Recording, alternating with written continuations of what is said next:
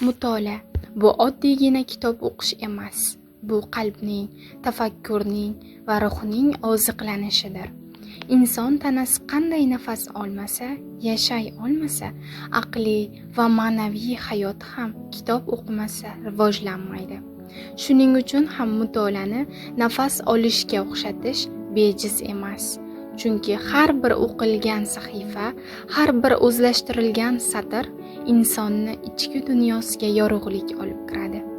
Kitoblar bizga manfaat, bilim beradi, balki sabr, toqat, mehr, adolat, mehnat va vatanparvarlik kabi yuksak insoniy tuyg'ularni ham singdiradi.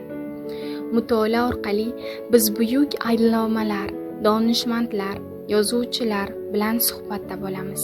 Ularning hayoti, g'oyalari, qarashlari bizning hayotimizda yo'lchi yulduz bo'la oladi. Kitob o'qigan inson hech qachon yolg'iz bo'lmaydi. Chunki uning qalbida minglab qahramonlar, voqealar va donoliklar yashaydi. Zamon qanchalik ilg'or bo'lmasin, texnologiya qanchalik rivojlansa ham kitobning o'rni o'zgarmaydi.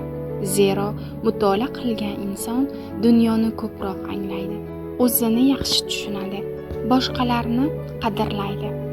Har bir yosh kitob bilan ulg'aysa, jamiyat ma'rifatli, ongli va baxtli bo'ladi. Bugun yoshlar orasida mutolaaga bo'lgan e'tiborni oshirish, o'qish madaniyatini shakllantirish dolzarb vazifa sanaladi. Bu borada oila, maktab, kutubxonalar va ommaviy axborot vositalari birgalikda harakat qilishi kerak. Farzandlarimiz kitob o'qishga mehr qo'yib ulg'aysa, ular kelajakda aql zakovatli, ma'naviy, yetuk shaxs bo'lib kamol topadi.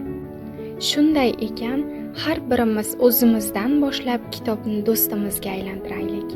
Har kuni oz bo'lsa-da kitob o'qishga vaqt ajrataylik.